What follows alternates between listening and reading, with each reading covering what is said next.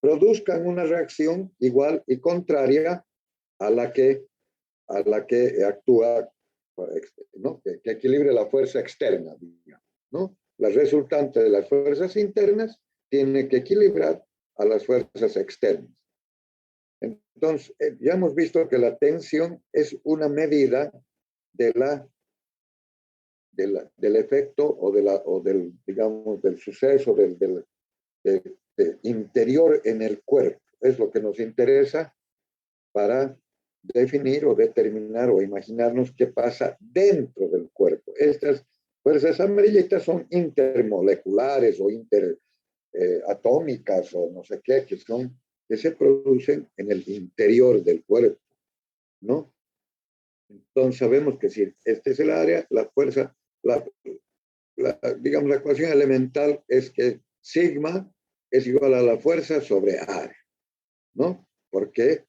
Porque esta fuerza tiene que ser equilibrada por las carguitas distribuidas aquí, ¿no ve?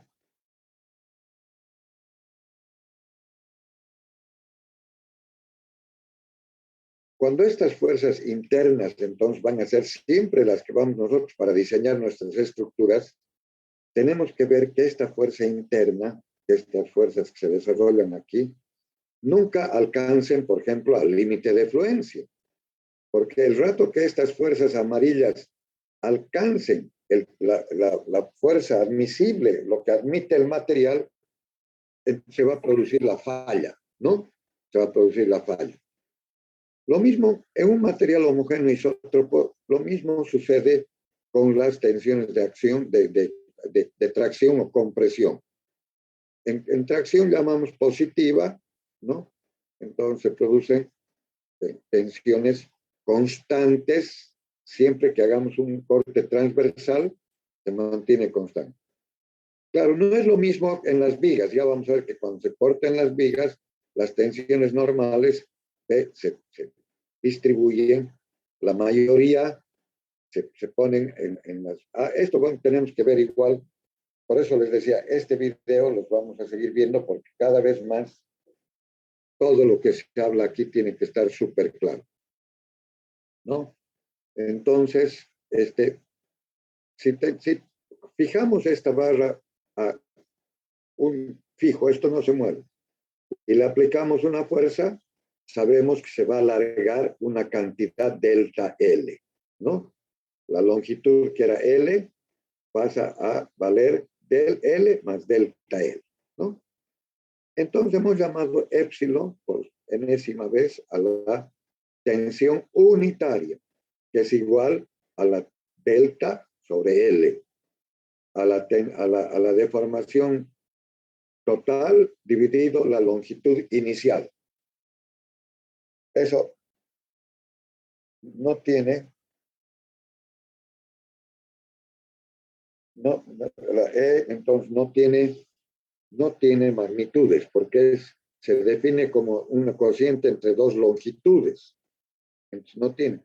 Realmente la E la van a ver en los gráficos, se la pone porque las E son muy chiquitas, digamos, 002, 003, 00 más 002, 00.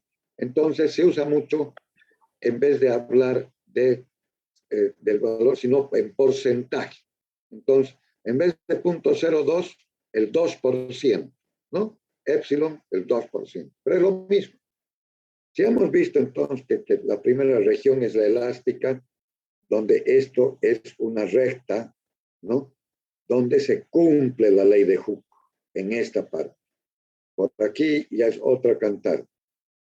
Esto lo hemos llamado el módulo elástico o el módulo de Young. Y sabemos que esta recta cumple con esta forma. Sigma es igual a E por épsilon, ¿no? Sigma, esto es épsilon. ¿Ve? Cuando ya pasa aquí, estamos en la región plástica.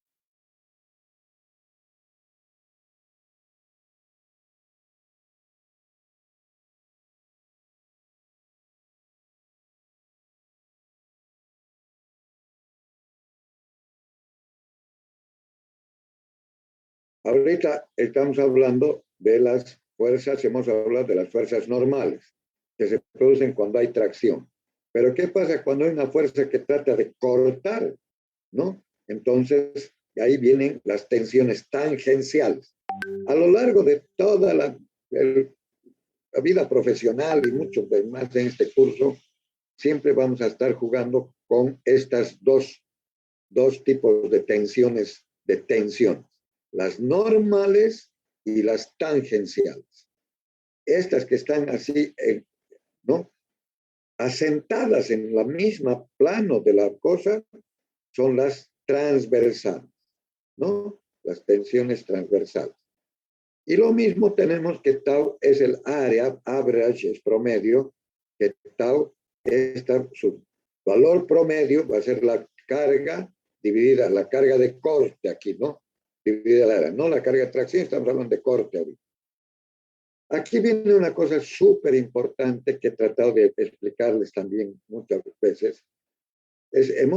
Aquí hemos sacado un cuadradito elemental diferencial. Si parece una fuerza de corte aquí por cualquier cosita que de la fuerza externa aparece esto, tiene que aparecer esto. Y como hay estas dos que tratan de hacer girar para que el cuerpo esté en equilibrio, aparecen estas. Entonces, esa es la forma siempre que actúa la tensión tangencial. No cambia, no alarga, no acorta, cambia el ángulo. Cambia, hay la deformación angular, ¿no? El ángulo que antes era 90 grados se vuelve 90 menos gamma. Y esta sería la fórmula de, digamos, la de la misma Hooke-Lace, que es tau es igual a G por gamma, ¿no? Ahí están las dos que siempre vamos a tratar. Esfuerzos normales, tensiones normales y tensiones de corte. Sigma y tau, ¿no? Fíjense que en la sección esta inclinada van a aparecer sigma y tau, de los dos. Entonces aquí viene una cosa muy importante. En vez de cubo dibujaremos simplemente hablaremos en la tensión plana, ¿no? Bueno, que aquí está en el espacio lo que sucede, ¿no? En el caso más general, una molécula va a estar sometida, bueno, va a estar sometida a una fuerza normal interior y a dos tensiones tangenciales, ¿no? Entonces, eso quiero que tengan un poco.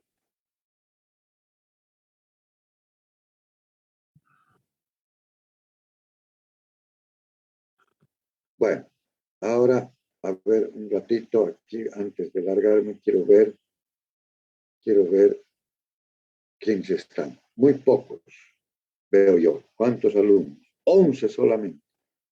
¿Habrá alguna razón? ¿Alguien me puede contestar? ¿Pueden prender su pantalla, por favor? Los que están presentes, si fueran tan amables. Es el día que menos alumnos hay. ¿Habrá alguna razón? ¿Habrá otra actividad? ¿Ariana? ¿Evodia? ¿O simplemente se han dormido hoy día? Ingeniero, no sé, no sabía decirle si hay otra actividad, no sé. Ay, qué raro, ¿no? No sé. Qué raro. Realmente me parece, me desanima un poco, me da, se aburren entonces. Yo les digo, yo puedo ser aburrido, pero la materia, Dios mío, la materia tiene que ser vital para ustedes, ¿no? Bueno, yo, aunque tenga un solo alumno, voy a dar mi clase con la misma cariño, la misma dedicación. Así pienso yo. Inge, buen Entonces, día. buen día.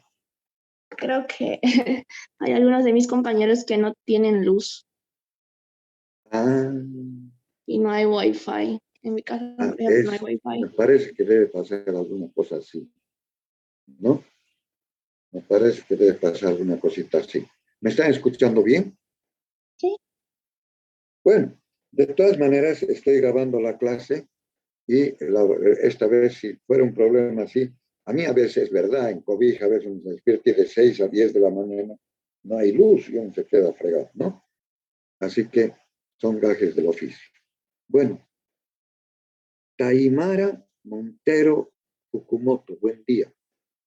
Buen día, Disculpe, ingeniero. estimada, creo que la estoy viendo por primera vez, con las disculpas del caso y el respeto. Sí, que casi no entraba a sus clases, pero lo sigo en los videos que graba. ¿Así? Ah, ya. Sí. Bueno, mucho gusto. Bueno, ok. Entonces ahora comparto mi pantallita y nos vamos a ir a la pizarrita. Vamos a mi pizarrita aquí. Estamos con mi pantallita bien, ¿no? Ahora aquí, aquí. Un ratito, ahora tengo que ponerme aquí en ¿cómo se llama? Aquí está.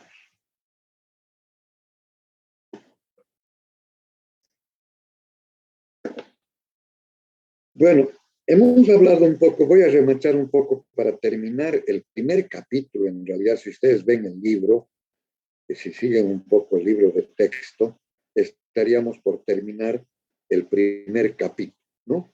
El primer capítulo, donde hemos tocado algunas cosas, van quedando aquí, por ejemplo, este ejercicio, hemos ido viendo estos conceptos básicos, se llama, ¿no?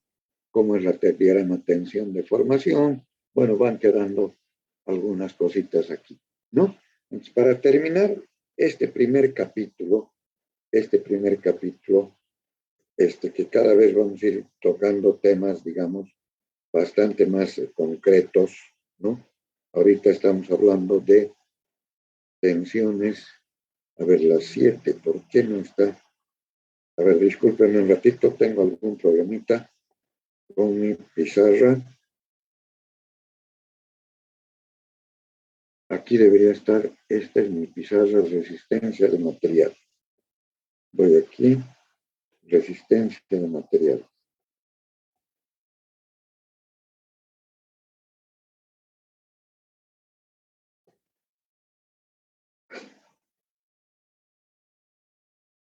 Ah, caramba. Saben ustedes que ahorita tengo un bastante grave problema porque me he preparado mi clase. Ahora, a ver un ratito. Resulta que en mi Jamboard, aquí en mi tablet, no me sale. A ver, voy a cargar de nuevo esto. No sé qué hacer.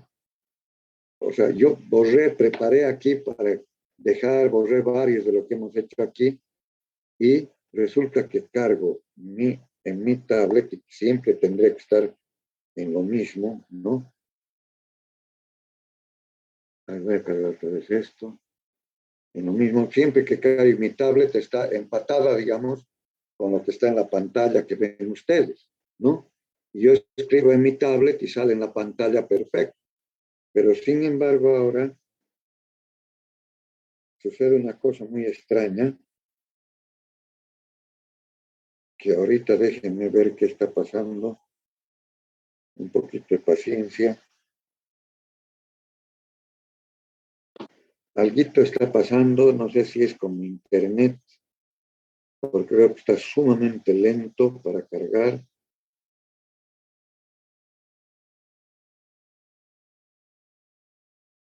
A ver, Ingeniero, buen día. Debe ser el buen día. internet. ¿Sí? Sí, porque están malas señales. Yo estoy con datos. No sé si de mis otros compañeros están igual. Ah, caramba, sí, yo veo que aquí, ahora le he cerrado mi Jamboard, mi pizarra la he cerrado en mi tablet para volverla a abrir y ahora se ha quedado colgada, no abre, no abre. Ah, Dios mío. A ver, un ratito, voy a cambiarme, tengo algo de crédito en mi celular. A ver, voy a tratar porque hasta ahora está colgado, ¿qué está pasando aquí? A ver, vamos a ver.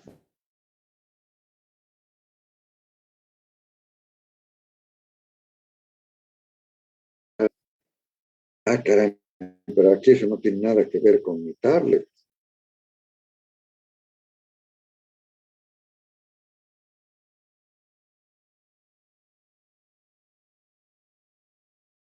Voy a apagar un ratito mi tablet, creo que se ha colgado, a ver si reseteando un poco.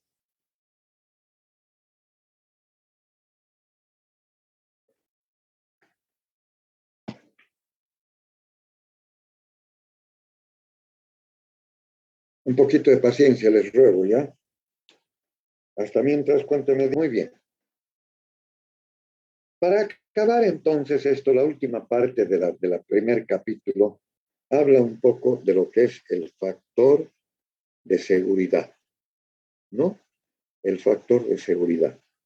En realidad, tienen que tener presente ustedes que contrariamente a lo que muchos piensan, el diseño estructural no es una, digamos, no es una ciencia exacta, ¿no? Y realmente nosotros no podemos, como ingenieros, como diseñadores, es decir, poner en riesgo, tenemos que poner en riesgo la seguridad de las personas, ¿no? Es una de las primeras, digamos, responsabilidades básicas que tenemos como ingenieros. Y eso nos tenemos que cuidar mucho. ¿Contra qué? El factor de seguridad es un poco, el factor de seguridad nos defiende, digamos, nos defiende de la falla, ¿no? De que la estructura falle. Eso es lo que nos da, queremos estar seguros que la estructura no falle.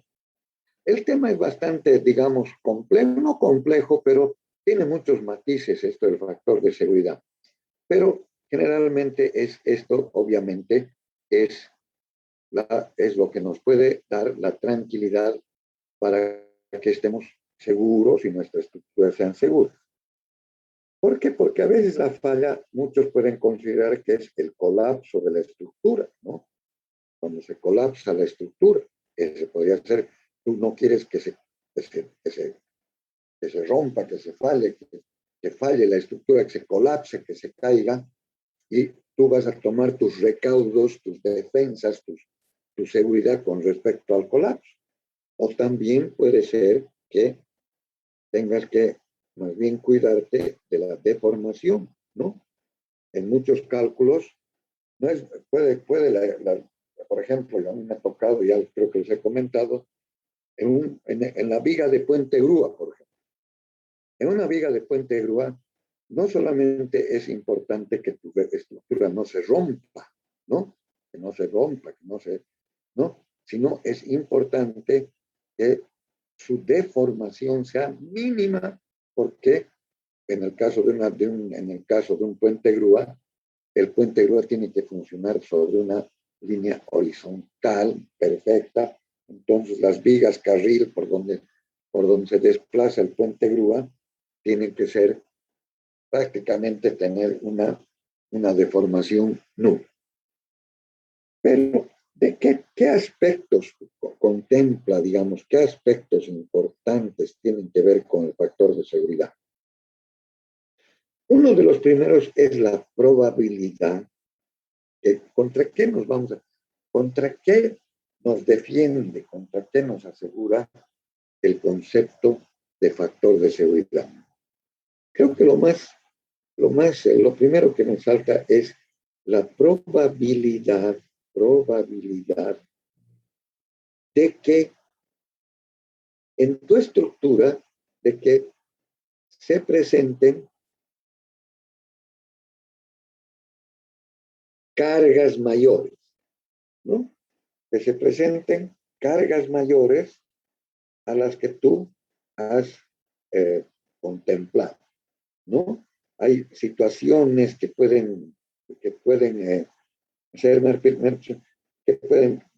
pueden ser coyunturales, digamos. Entonces, lo primero es que hayan cargas mayores. Ese sería el primer punto, ¿no? La probabilidad, además. Probabilidad, ¿no? Probabilidad. Puede suceder, ¿no? Muchas cosas pueden ser. Yo a veces veía, uno vive en una casa, en un departamento, ¿no? Y bueno, por una situación u otra, digamos, cumples, qué sé yo, 30 años y se hace una fiesta bárbara y todo se concentra en un solo cuarto Entonces, hay muchas posibilidades de que la carga que actúa sobre una losa o sobre una viga sea mayor que la que has tenido en cuenta, ¿no? En alguna etapa de la existencia de tu obra, ¿no? Puede ser que en algún día, además no solamente es por, para mí se me ocurre, digamos, una fiesta, ¿no? En el departamento, no sé, pero muchas cosas pueden ser, por ejemplo, que, no sé, que puedas en un determinado cuarto sin saber depositar materiales, guardar hojas hasta el techo, cargar así bárbaramente. Entonces, hay probabilidades de que las cargas reales que se presenten en tu estructura sean mayores a las previstas. Otro tipo importante que se sucede y hay que tener cuidado son las fallas de la mano de obra, ¿no? Yo siempre admiro a los que más admiro y admiro a los trabajadores de la construcción. Yo pienso que el hecho de que los constructores tenemos mente positiva, ¿no? Los ingenieros en general, hay ingenieros burócratas que a mí me parece que se pasan de equipo, ¿no? Pero en general el constructor, yo he constatado a lo largo de todos estos años, es siempre creativo, es siempre positivo, son admirables. Demasiadas personas han sido así admiradas profundamente por mí, por verlos en la obra, cómo resuelven problemas de qué sé yo, de una viga elevada, de cómo hacer el encofrado, de cómo darse maña para revocar. Bien, en fin, es algo admirable, los admiro profundamente. Pero así también, estimados, hay cada irresponsable, hay cada bárbaro. Siempre hay unos brutos, no sé cómo llamar, no quiero insultar, pero que te hacen barbaridades, ¿no? Fallas en la mano de obra, que realmente por irse rápido agarran y le meten más agua al hormigón, entonces el hormigón se friega, aunque vos tengas, le falta un fierro, entonces meterle un fierro de 12 le mete uno de 10. Hay muchas fallas a la mano de obra. Los ingenieros tenemos que estar atentos, ¿no? Verificar antes del vaciado, tu mezcla, todo esto. Si no, puedes tener graves problemas, ¿no? Eso sería entonces, digamos, los aspectos más importantes para mí que hay que tener en cuenta entonces en esto es la propiedad, es decir, la probabilidad de cargas mayores, las fallas en la mano de obra y otro aspecto también muy importante que me parece es las propiedades de los materiales, ¿no? Eso también es otro factor.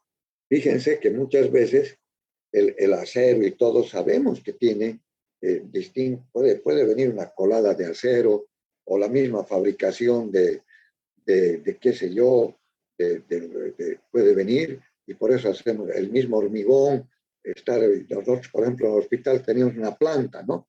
Planta de hormigón, donde ya está con relojes al peso, ya un poco la dosificación está verificada, pero al cemento, puede ser que el cemento que te han vendido esté medio pasmado, o puede ser que sea que no te has dado cuenta que has metido en fin, hay muchas probabilidades también de que hayan fallas en la propiedad de los materiales.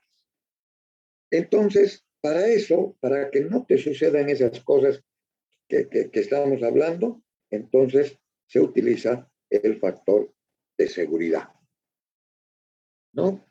Para mí, gráficamente, para mí donde lo veo bien, para mí, ¿qué es el factor de seguridad? Factor de seguridad en palabras llanas. Es la resistencia real, le llamaremos, la resistencia real, ahorita vamos a ver, sobre la resistencia permitida, le voy a llamar ahorita, ¿no? Que tú permites. Ese es el factor de seguridad. La resistencia real versus la resistencia que tú permites como estructuralista, ¿no? Es como decir, ya, esta mi villita o este cubito, este juguete, no sé qué, Este resiste 100 kilos. Esa es la resistencia real, 100 kilos. Pero yo quiero estar muy seguro y no voy a permitir que esta mi viguita, que este mi cubito o esta mi mesa de trabajo sea cargada con más de 60 kilos. Entonces, la resistencia que te dicen que resiste tu mesa de trabajo, por ejemplo, que vos lees, te han vendido una mesa, una viga, un escritorio, no sé qué, y te dicen, este escritorio, caballero, lees las especificaciones, resiste 100 kilos. Muy bien, pero tú dices, muy bien, yo no quiero correr riesgos y en vez de que resista así, no voy a permitir que nadie me cargue mi escritorio con más de 60 kilos, ¿no? Entonces, ¿cuál es tu factor de seguridad en ese caso? Tu factor de seguridad va a valer 100 sobre 60. ¿No es cierto? ¿Cuánto sería 100 sobre 60? Yo siempre tengo mi maquinita, pues 100, en este caso 100 dividido 60. Entonces, en este caso tienes un factor de seguridad de 1,67, ¿no?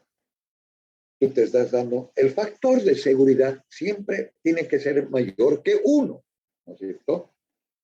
Un valor muy, mira, y casualmente me ha dado 101,67, era así casualidad, ¿no? Pero realmente ese es un factor de seguridad que antes se usaba muchísimo en el cálculo por tensiones admisibles, ¿no?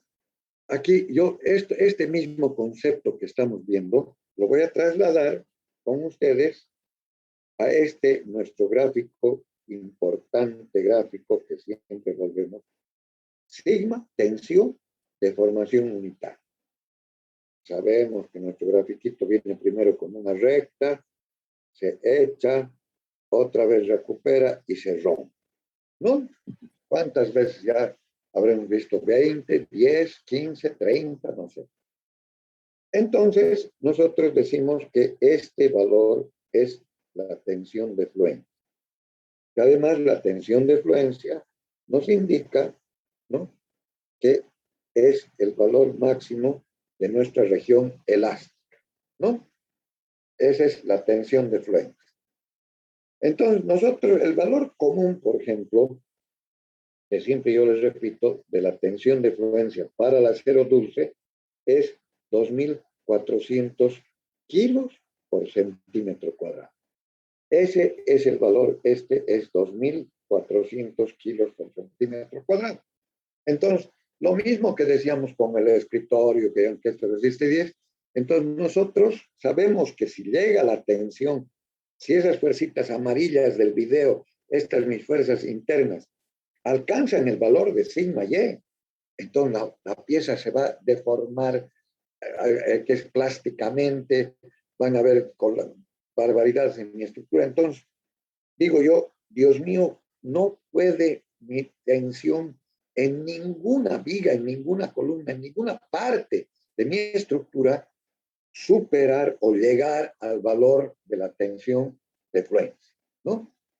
Entonces, si aquí es 2.400, lo que teníamos nosotros como tensión admisible, yo digo, con lo que decían, yo sé que resiste 2.400, pero yo no voy a permitir en mi estructura, yo voy a calcular mi estructura para que no pase de 1.450 kilos por centímetro cuadrado. Entonces, este valor no puede ser para mí. Entonces, ¿qué es la seguridad? Este es el factor de seguridad. Eso de aquí, esa revancha, esa reserva que me guardo de resistencia, ese es el factor de seguridad.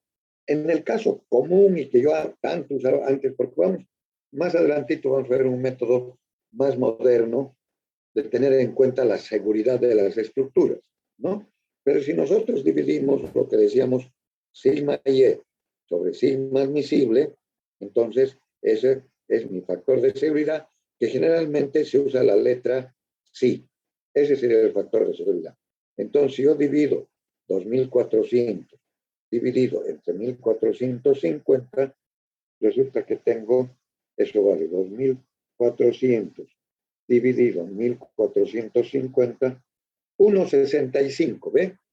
Ese era el valor, el factor de seguridad, que para los ingenieros antiguos era ya una cosa automática, ¿no? Factor de seguridad. Ese es el factor de seguridad. Entonces, ¿cómo se emplea en lo básico, en lo más básico de esto? ¿No? ¿Cómo se emplea? ¿Cómo se diseña? A ver, haremos un diseño, el más facilito, el diseño, ¿no? El diseño. ¿Cómo sería un ejemplo típico teniendo en cuenta esto que estamos hablando, ¿no? ¿Cómo sería? Supongamos que yo tengo, despreciando el peso propio, tengo una barra así y tengo que colgar una fuerza, pondremos B para que sea redondito, de 14.500 kilos. Ese es mi problema. Generalmente ese va a ser su problema, estimado. ¿No? Tenemos que resistir una carga que nos dan. Esa carga que nos dan viene de las normas, de las especificaciones, de lo que vos tienes en cuenta, el peso del ladrillo, el peso de las cosas que van a ver en tu escritorio, o lo que vas a colgar de un gancho, o lo que... Siempre nuestro problema un poco va a ser, ¿no? Que te dan una carga que tienes que resistir y vos tienes que diseñar tu perfil para que resista esa carga. El elemental, digamos, mi pregunta elemental sería, ¿qué área? Supongamos que es acero dulce ahorita, esta barra de ahí, es acero dulce. La pregunta básica sería, ¿qué área tiene que tener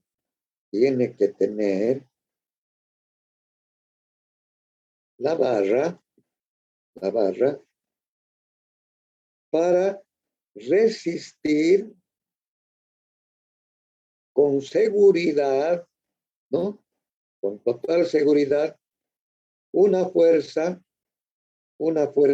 de 14.500 kilos? Esa pregunta se puede repetir en su vida profesional de 1000 formas, ¿no es cierto? ¿Qué área, qué secciones qué tamaño tiene que tener mi columna, ¿no? ¿Qué espesor tiene que tener mi plancha? ¿Qué espesor, qué propiedades tiene que tener mi viga, mi estructura? ¿Qué propiedades tiene que tener para resistir las cargas a las que va a estar sometida mi estructura en toda su vida útil, ¿no? Entonces, ¿cuál es lo básico? Me están diciendo qué área necesito, ¿no es cierto? ¿Qué área necesito para que sea con toda su vida? Entonces yo digo lo siguiente, yo sé que la tensión que se produce en mi barra, sabemos de memoria que es igual a la fuerza dividida el área. Elemental watts, ¿no es cierto? Elemental watts. Pero yo quiero que esta tensión de aquí, ¿no? O más bien dicho, esta tensión de aquí no puede ser mayor, esta tensión de aquí, sigma, no puede ser mayor que lo que yo quiero permitir, que la tensión admisible. No puede ser mayor, le llamemos ahora sigma admisible. O sea que esta sigma, que es igual a F sobre A, no puede ser mayor que sigma admisible. Entonces, ¿qué quiere decir? Que la fuerza dividida el área no puede ser mayor, esta coeficiente no puede ser mayor que sigma admisible. ¿No? Este es el problema. Esto es como las vocales del cálculo estructural, ¿no? ¿No? Es como aprender a contar del 1 al 10, ¿no? La suma, la tabla del 2 es esta, así lo más. Entonces, FA no puede ser mayor que sigma admisible, ¿no? Entonces yo, por supuesto, lo que voy a hacer es igualar F sobre A igual a sigma admisible, ¿no? Y de aquí voy a despejar el área. Entonces el área va a ser igual a la fuerza dividida la tensión admisible. Entonces, la fuerza, decimos que aquí valía 14.500 kilos, así hemos comenzado ahora, dividido 1.450 kilos por centímetro cuadrado, que es la tensión admisible. Entonces, la respuesta a mi problema es que la área mínima tiene que ser 100 centímetros cuadrados. 100 centímetros cuadrados. Entonces, ¿qué quiere decir? Que sí, y aquí haremos, así como estamos con tanto detalle, entonces, ¿qué quiere decir? Estamos sacando que el área mínima que tiene que tener, mi perfil, mi barra, para que la carga no se pase, es, hemos dicho, 100 centímetros o 10 centímetros cuadrados, ¿no? 10 centímetros cuadrados, ¿no? 10, a ver cómo era. ¿Cómo era aquí? A ver, veremos. Aquí está, hemos dicho, 100 está mal, pero no. Era 14.500 sobre 1.450 es 10. Esto está mal ahí, ¿no? Y ustedes no me han dicho nada, ¿no? Esto es 1.450, 14.500 dividido 1.450 es igual a la misma. Es igual a 10 centímetros cuadrados. Entonces, ¿qué quiere decir? Como estamos diciendo, para ahondar, el área mínima es 10 centímetros cuadrados. Entonces, ¿qué quiere decir? Que si mi área, por ejemplo, ponemos un área menor, no puede ser menor, pero ¿qué pasa? Pongamos 9 centímetros cuadrados. Entonces, mi fuerza, que vale 14.500, yo la divido entre un área de 9 centímetros cuadrados. ¿Y cuánto me da? A ver, veremos cuánto me da. Entonces, eso me da, a ver, una maquinita puede hacer todo, eso me está faltando, a ver si hoy día mismo. Entonces, esto es 14.500 dividido 9, ¿no? Entonces me da 1.600, digamos, 11 kilos por centímetro cuadrado. Okay. Entonces, 1.650 estamos diciendo nosotros, en nuestro grafiquito, habíamos dicho que no, en general, para el acero, no nos podemos, nuestra tensión admisible era 1.450, o sea que en la curva no nos podemos pasar de este valor. Entonces, si es 10 centímetros, estamos aquí, estamos bien. El óptimo es llegar justo aquí. Con eso tratas de calcular vos, porque ahí va a ser el perfil más liviano, pero que resista con seguridad, ¿no? ¿Alguna pregunta con esto del factor de seguridad? Una cosa importante entonces, con el factor de seguridad, se lo voy a poner aquí, se lo voy a escribir aquí, ¿cierto? Para terminar este asunto del factor de seguridad. Entonces, el factor de seguridad, como hemos visto, sirve para protegernos, esa es más bien la palabra, para protegernos, ¿no? De fallas. Eso es, ¿no? Para protegernos de fallas, ¿no? Pero esas fallas nos protegen de la probabilidad de que la carga sea mayor, de que falle un poco la mano de obra, de que también, de que los materiales que me han vendido sean medio truchos, qué sé yo. O sea que el factor de seguridad, este factor de seguridad nos protege con tres cosas. Pero, y aquí viene lo que yo quiero que sepan claramente, no quiero asustarlos, tal vez sí, quiero asustarlos, ¿no es cierto? ¿No? Pero el factor de seguridad no te protege de errores. No es para errores de cálculo. El factor de seguridad no te protege para chacreadas. No es para eso. No es para eso. Es para esas cosas que son tu cálculo. No puede, por eso yo digo, cuando uno calcula, tienes que tratar de que tus errores salten a la vista, que sean visibles. Tú un cálculo, yo ahora mismo estoy haciendo un pequeño cálculo de una estructura, no es que vas y dices, ah, ya, este cálculo, a ver, meto estos datos, por lo menos eso es mi opinión, después de 40 años de luchar aquí en esta área, ¿no? El cálculo es un cálculo que vos calculas, revisas, ves, otra vez calculas, otra vez te aproximas y revisas otra vez. Y hay una cosa que no te convence, entonces vas hasta que te tienes que quedar tranquilo, ¿no? Un error por eso yo digo que tus errores sean claros. Nunca hay que dejar, hace poco, en este cálculo que estoy haciendo, me ha pasado, que es una cercha la que estoy calculando.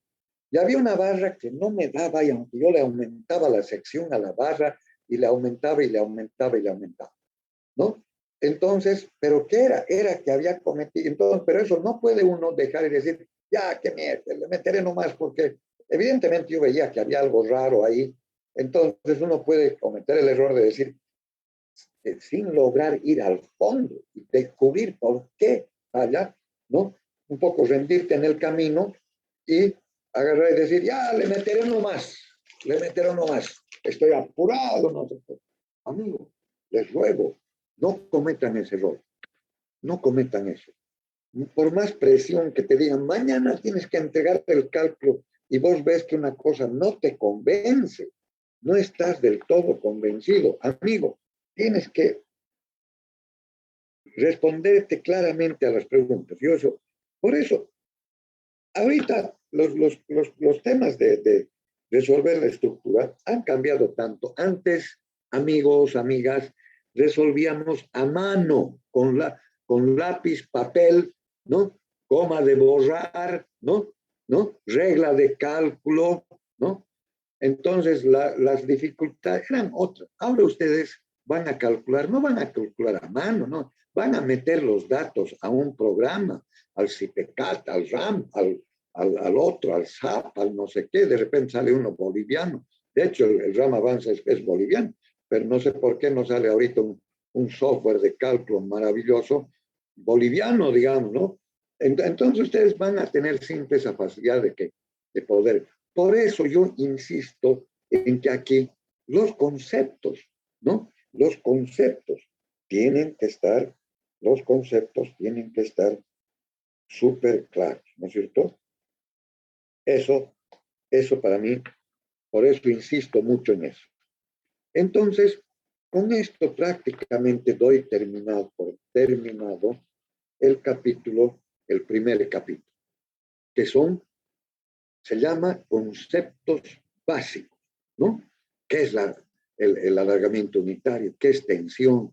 ¿No? ¿Qué es factor de seguridad? ¿Qué es tensión admisible? ¿Qué es la afluencia? ¿Qué es la rotura? ¿Qué es la ductilidad? ¿Qué es la fragilidad? Conceptos básicos. Ahora ya vamos a comenzar a adentrarnos un poco más. Y este capítulo, el segundo, se llama Miembros cargados axialmente, ¿no? Es el segundo capítulo de nuestro libro, ¿no? Es el miembros cargados axialmente. Ese capítulo, estamos empezando ahora, acabamos de terminar hablando, fíjense, me remito a nuestro texto guía, que ustedes lo tienen, factor de seguridad, aquí está el factor de seguridad. Me he olvidado hablar del margen de seguridad. Ahorita podemos aclarar el sitio antes de dar por concluido. Entonces, cargas admisibles, aquí es el ejemplito que hemos hecho. Y aquí termina ese capítulo. Ah, mira, no había tenido cargado el otro capítulo. Entonces, aquí termina ese capítulo.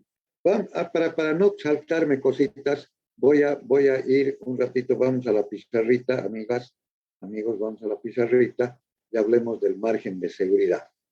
El margen de seguridad es un tema que se usa no tanto el margen de seguridad en estructuras civiles, digamos. Yo entiendo que el margen de seguridad se entiende y se usa mucho más en aviación, por ejemplo, ¿no? En los cálculos que involucran aspectos de la aviación, ¿no? ¿Y qué es el margen de seguridad? El margen de seguridad es igual el margen de seguridad para que ustedes también tengan claro, es igual al coeficiente de seguridad menos 1, ¿no? Nosotros acabamos de ver que el coeficiente de seguridad, ¿no? Era, por ejemplo, el normal era 1.64. Entonces, el margen de seguridad, que es el tema, digamos, es un poco complementario o opuesto al margen de seguridad. En nuestro caso sería 1.64 menos 1 y queda 0.64, ¿no? 0.64. 1.64 menos 1, 0.64, ¿no? Entonces, esto quiere decir que tu estructura, no, está mal esto, menos 1, sí, no, sí, 0.64. Tiene un margen de seguridad igual al 64%, porque 0.64 es lo mismo que 64 sobre 100. Entonces, tienes un margen de seguridad del 64%, ¿no? Ese es digamos, al revés del factor de seguridad. El margen de seguridad siempre tiene que ser mayor que 1, ¿no es cierto? ¿No? O sea, si bien aquí el valor, porque es, digamos, es el porcentaje por encima de la carga admisible, vamos a decir, ¿no? Para llamarlo ahí. Es la revancha que tienes, es el margen de seguridad. En nuestro grafiquito, el margen de seguridad estaría representado también por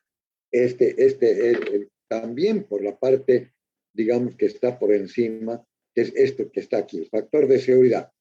Pero aquí, cuando hablamos de margen de seguridad, hablamos como un porcentaje que puedes, no, por encima de la tensión admisible, ¿no? Entonces, así es el factor de seguridad. Ese es el margen de seguridad. Entonces, tu estructura tiene un margen de seguridad del 64%, ¿no? O tiene un coeficiente de seguridad de 1.64. Así uno entiende, ya. Bueno, entonces ahora permítame un ratito, voy a buscar aquí en mi computadora un ratito mis textos ya, pero la forma más fácil es de donde ustedes también lo tienen, para que ustedes no digan de dónde saca el ingeniero. Entonces me voy a mi clasecita, Classroom, y hoy día vamos a empezar, entonces trabajo de clase. Tema 1, conceptos básicos. Tema 2, miembros cargados axialmente. Texto guía del capítulo 2, aquí está el texto guía del capítulo 2. Esto estamos empezando hoy día, ¿no? Resistencia de materiales, ingeniero Mario Piñeiro Álvarez. Tema 2, miembros cargados axialmente. ¿Qué vamos a ver? Introducción, cambios de longitud en barras no uniformes, estructuras estáticamente determinadas, efectos térmicos, y este tema que a mí me fascina, que se llama tensiones sobre secciones inclinadas.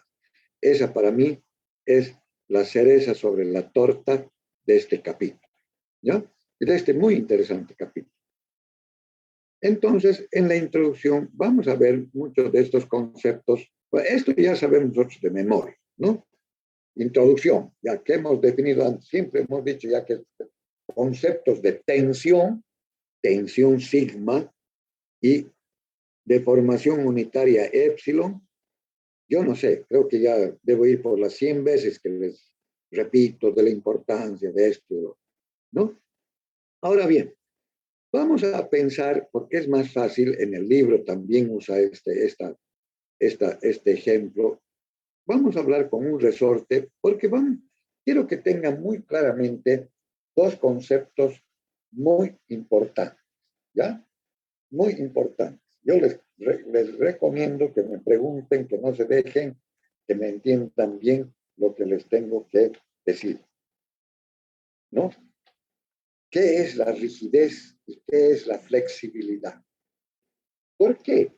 Porque en realidad van a ver ustedes todo el cálculo matricial de estructuras que antes, antes de que hubieran computadoras, a nosotros en la universidad, en ingeniería, el catedrático venía y hablaba y decía, las estructuras se podrían resolver con estos métodos numéricos que se llamaban, que era mediante un cálculo matricial de estructura. Entonces, como ejemplo, aprendíamos para una estructura de 3 barritas, digamos, y invertíamos la matriz de rigidez o bien la matriz de flexibilidad y qué sé yo, porque teníamos una matriz de, digamos, 9 por 9, que puede más. Entonces el catedrático mismo nos decía, pero esto, resolver para una estructura normal que tiene un pórtico normal, resolver a mano es prácticamente imposible, porque son matrices de 1000 por 1000, de 100 por 100 para cualquier estructura. Entonces, este método a nosotros nos daban como algo así como anecdótico, fíjense ustedes, cuando lleguemos a Marte, digamos, entonces vamos a poder resolver, porque era así para mí, ¿no? Y resulta que han aparecido las computadoras, y nosotros nos enseñaban un método fantástico, maravilloso, el método de Cross, ¿no? Ese era el que nos enseñaban. Pucha, teníamos que saber, con eso calculábamos las estructuras de una forma elegante, maravillosa, fantástica, y nos daba para calcular.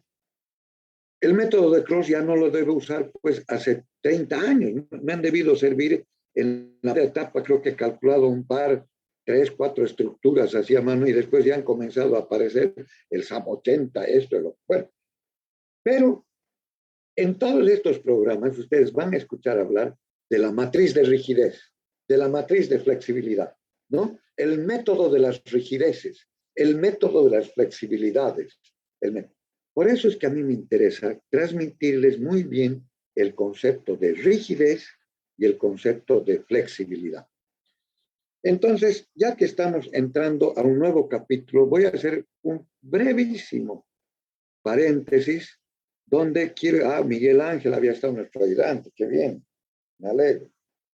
Entonces, les pido por favor, eso, Blanca, qué gusto. Gracias, estimada. Es que así me siento como que más atendido, ¿no? Así que prendan su pantallita, por favor, los presentes. Odia, ya siempre. Milenka, toditas, por favor. Celia, Maravilla, Ariane. Mira, las damas que serían las más recatadas, pero las primeras que me han dado. Tainara. ¿Así cómo se pronuncia esa TH? ¿Tainara nomás o es distinto tu nombre, estimada? ¿Tainara? ¿Cómo Sí, dices ingeniero. tu nombre? A ver, dime Tainara. tú tu nombre. Ya. Tainara. Gracias, Tainara. José Fernández Martínez Navia. Un gusto, hermano. Prendan su pantallita. Fernando Rojas, peínense, oculten sus, no sé qué. Aldo Mario Cardoso. Che, Aldo Mario Cardoso. Usted es nuevo, les repito lo mismo que a la compañera Tayara. Recién lo estoy viendo, o qué sé yo. Siempre es bueno que lo tengan apuntito a mano en la clase, con un lápiz, y vayan subrayando, viendo. Yo he tratado de que en este apunte, que les texto guía, realmente esté a la vez que es lo mínimo, pero a la vez es lo básico y es lo más importante. Entonces, esto si ustedes le meten sus apuntes, los personalizan, ¿no? Les puede servir de mucho, digo yo, con todo cariño, con todo respeto, ¿no? En fin, pero bueno, yo, como saben, me guío a veces, no estrictamente, para mí nada está, siempre me voy, la vida más aún cambia enormemente de una semana a otra. Y si no, yo el anterior año he salido a trabajar el 20 de marzo, normalmente había escuchado hablar que hay un virus en la China, he ido a trabajar al hospital y ese día me han dicho que en La Paz habían decretado no sé qué cosas y que ese día viernes, creo que era viernes, viernes 20 de marzo, me han dicho, ingeniero, hasta aquí llegamos. Váyase a su casita, estamos paralizando todo, hasta aquí llegamos. Y de ahí me he encerrado 7 meses y hace 8, o sea, todo cambia. Cambia, todo cambia, como dice la Mercedes Sosa. Cambia todo, ¿cómo dice? Cambia, todo cambia. Pero no cambia mi amor, por más no sé qué. Listo. Entonces, ahora vamos a hablar un poco de los resortes, porque nos permite visualizar con más claridad estos dos conceptos importantes que son qué cosa es la rigidez y qué cosa es la flexibilidad, ¿no? Rigidez y flexibilidad. En realidad son dos temas, son dos conceptos complementarios, ni siquiera diríamos, son dos recíprocos, son dos términos recíprocos, no complementarios, recíprocos. O sea que la rigidez es igual a 1 sobre la flexibilidad, o lo que es lo mismo que la flexibilidad es igual a 1 sobre la rigidez. Para esto vamos a pensar en un resortito que está empotrado, mi resortito está empotrado y está descansadito, ¿no? En su situación original. Y mi resortito tiene una longitud inicial que vale L, ¿no es cierto? Es un resortito. Entonces vengo yo a este mismo resortito y le aplico y lo estiro al resorte. Al estirar, le estoy diciendo, le aplico una fuerza F, le aplico al resortito, le aplico una fuerza F, axial. Aquí hay que aclarar una cosa, que si bien ahorita, como vamos a ver que este resorte se comporta exactamente como una barra sometida a esfuerzos axiales, ¿no? Pero la verdad de la milanesa es que el resorte no trabaja a tracción, es decir, las espiras, el mismo alambre que forma el resorte, en realidad trabaja a torsión el alambre, ¿no? Pero el resorte como pieza se comporta igualito que una barra, a tracción, ¿no? Entonces, repito este ejemplo, igual en el libro, lo he tomado de ahí, ¿no? Tal vez me encuentro otra cosita más apropiada para definir bien lo que es concepto esto de flexibilidad y de rigidez. Estoy tomando el mismo del libro. Entonces, como lo he estirado a este resorte, lo he estirado, el resorte se ha alargado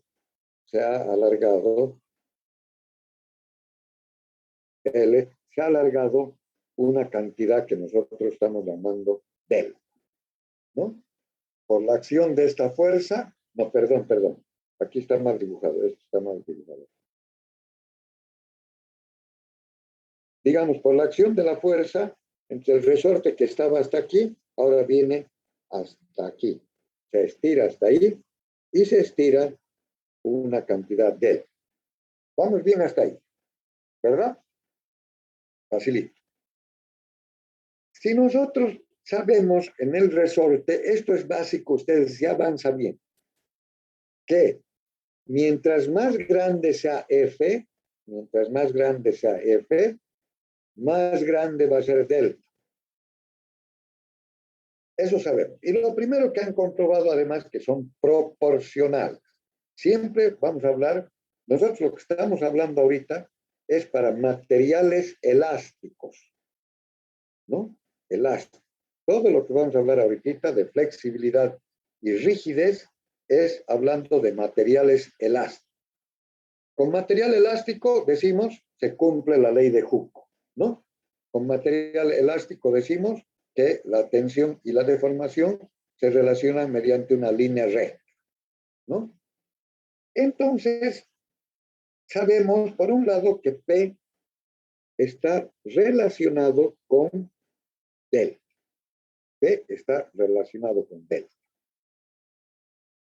Si yo hago esta relación, puedo hacer esta relación de P y delta a través de un coeficiente K y digo que P va a ser igual a K por delta,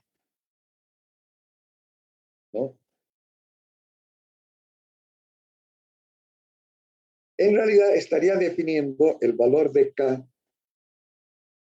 como P sobre delta, ¿no? Ese valor K se llama constante de rigidez. El valor de K es el constante de rigidez. O sea, resulta de dividir la carga que aplico sobre la deformación que produce. Divido la carga que estoy aplicando, dividido la deformación que produzca, y eso se llama constante de rigidez. En general, para cualquier, en un resorte, en lo que sea, eso se llama rigidez. Cuando yo divido la carga entre la deformación que produce. Esto se llama la rigidez. O sea que K es P sobre delta. ¿Por qué es rigidez? Entonces, ¿qué quiere decir? Que mientras más rígido es un material, ¿no? Más rígido es un material, quiere decir que P sobre delta es más grande. O sea que esto, P sobre delta es más grande. ¿Y qué quiere decir que esto sea grande, que esto crezca, que este cociente crezca? Quiere decir que para producir, digamos, a ver, compararemos dos barras, ¿no? Y para deformar una barra, solo 10 centímetros, para deformar 10 milímetros, digamos, para deformar 10 milímetros, yo necesito 100 kilos, ¿no? Mido eso, digamos.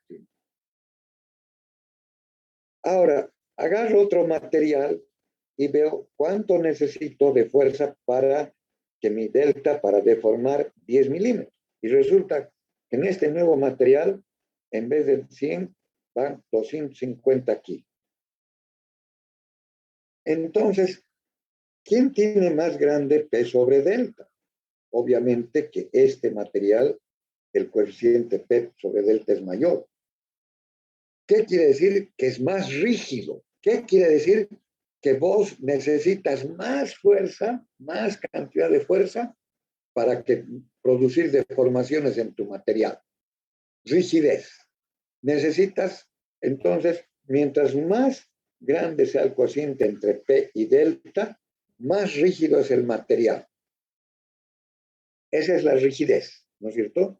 Esa es la rigidez. Ahora, si yo en vez de si basarme en el coeficiente de P sobre delta, hago ahora al revés. Y yo hago y mido cuánto es delta, ya no P sobre delta, sino al revés. Yo quiero ver ahora delta sobre P. Ya eso le voy a llamar, o más bien dicho, entonces vamos a hacer aquí, vamos a comenzar así de otra forma.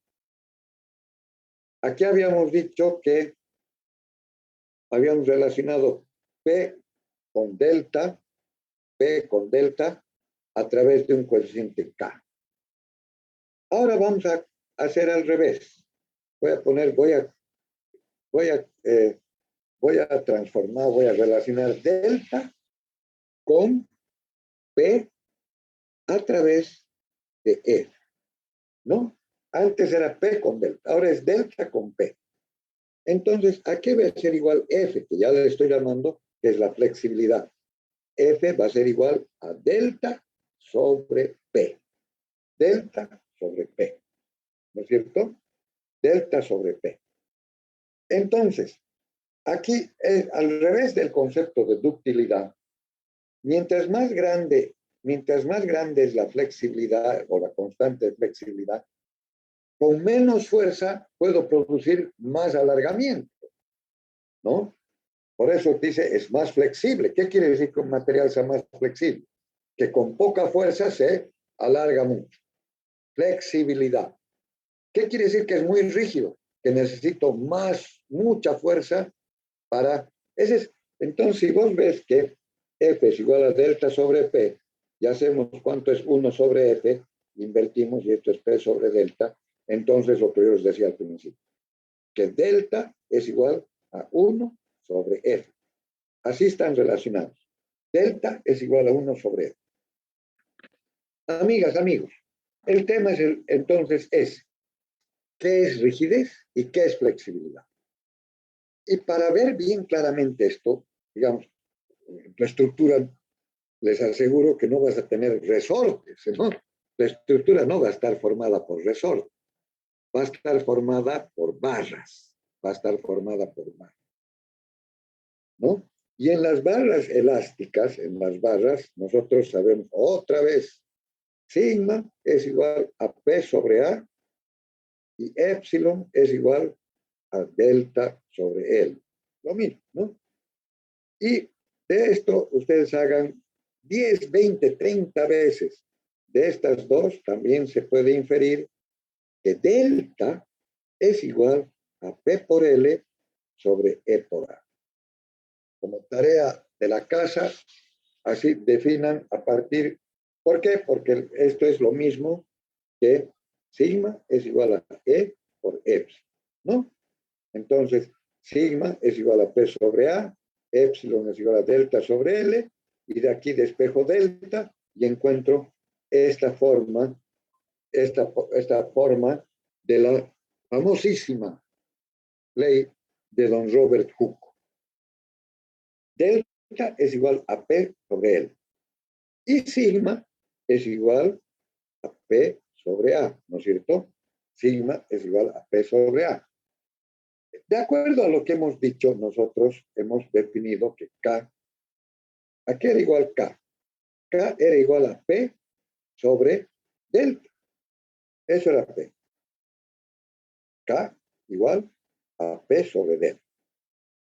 Entonces, aquí yo pongo P y en vez de delta voy a poner en vez de delta, claro, en vez de delta voy a poner, perdón, en vez de delta voy a poner lo que vale delta. Y delta vale P por L sobre E por A. Entonces, aquí se simplifica P y E por A lo subo arriba. Y resulta que la coeficiente de rigidez de una barra prismática es igual a E por A sobre L. Qué importante concepto. Qué importante. Lo mismo podemos decir de F, la flexibilidad. La flexibilidad habíamos dicho que era más bien delta sobre P. Pero delta es igual a P sobre L sobre E por A y esto sobre P. Y me resulta que la flexibilidad va a ser igual a L sobre E por A. ¿Ya? Ahí está. Esa es la cuestión. Esa es la cuestión. ¿No? Entonces, aquí tenemos que K, la rigidez de una barra, es igual a E por A sobre L. Y la flexibilidad es igual a L sobre E por A. Hemos sacado el concepto de rigidez y flexibilidad desde un resorte y en base a ese concepto que hemos dicho que la rigidez es igual a la carga sobre la deformación. La rigidez es igual a la carga sobre la deformación. Y la flexibilidad es igual a la deformación sobre la carga, ¿no? Entonces, ya sabemos que K es igual a 1 sobre E. Eso sabemos. Entonces, una barra, haciendo simplemente el concepto ese, determinamos que K y F, esos son los valores para una barra prismática. Ahora viene la cuestión para ir entendiendo bien, estimado. Veremos rigidez. Rigidez. Un poco. Y vamos un poquito, primero poniendo término por término. ¿Dónde está E? E está arriba. E es el módulo de rigidez. Como está en el numerador, quiere decir que cuando E es más grande, la pieza es más rígida. O sea que E, mientras aumenta E, cuando aumenta E, aumenta la rigidez. ¿No? Este se podría llamar también un poco módulo de rigidez. Luego tengo A. también en el numerador. Entonces quiere decir que mientras más área de sección transversal, mientras más área tenga mi pieza, digamos el alambre mientras más área tenga, más rígida es la pieza. A mayor área, mayor rigidez. Y esto dividido sobre L. Ah, caramba. En L es al revés. A mayor L, menor rigidez. Fíjense qué interesante. A mayor L, menor rigidez. Mientras más luz tenga tu viga, es menos rígida. Mientras más luz, menos rígida. Eso sabemos, ¿no? Sabemos que una viguita simplemente apoyada, cuando la aplico P, digamos, ¿no? Bueno, tiene una deformación, pero si aumento la luz y le pongo la misma carga, la deformación, o sea, cuando aumenta la luz, pierde rigidez. Aumenta la luz y la pieza es menos rígida. Al revés del área y al revés del modo, ¿no? Lo contrario, lo inverso, es con lo inverso es con la flexibilidad. ¿A qué es igual la flexibilidad? Analicemos un poco. Flexibilidad es igual a L sobre E por A. Muy bien, ahora L resulta que está en la parte superior, en el numerador. Entonces, es lo mismo, por eso creo que resulta. A mayor L, mayor flexibilidad. Crece L, crece la flexibilidad. Y al revés, a mayor módulo de rigidez, la pieza es menos flexible, porque está en el numerador, en el denominador. Y mientras más área tenga mi viga, mientras más área tenga, es menos flexible. ¿No? A mayor área, menor flexibilidad. A mayor módulo de rigidez, menor flexibilidad. Esos estimados son dos conceptos que tienen que estar muy bien asentados en su psique, en su mente de ingenieros. ¿No? No creo que ya vayan digamos, igual, no sé, ahora sería fácil, tal vez lo mejor sería resolver una estructura invirtiendo la matriz de rigidez y haciendo con matriz, tal vez lo van a hacer ustedes, ahora que es posible, ¿no? Ahora creo que hay maquinitas de calcular que tienen para que tú metas tu matriz y te resuelva matrices, digamos, con una máquina portátil de calcular, una máquina de bolsillo, resuelve matrices, así que, ¿no? Lo que pasa es que toda barra, ¿no? Va a tener dentro de una estructura está formada por barras, ¿no? Por barras, por piezas estructurales, por barras, algunas son columnas, otras son vigas, pero generalmente son barras prismáticas, ¿no? Por barras prismáticas. Y cada barra dentro de una estructura tiene su rigidez con respecto a un extremo y rigidez con respecto al otro, ¿no? Y esa barra se une con otra barra. Entonces, hay que igualar, se igualan las deformaciones, etcétera, etcétera. Vamos a seguir aumentando. En esta clase, en este capítulo, nosotros vamos a resolver problemas básicos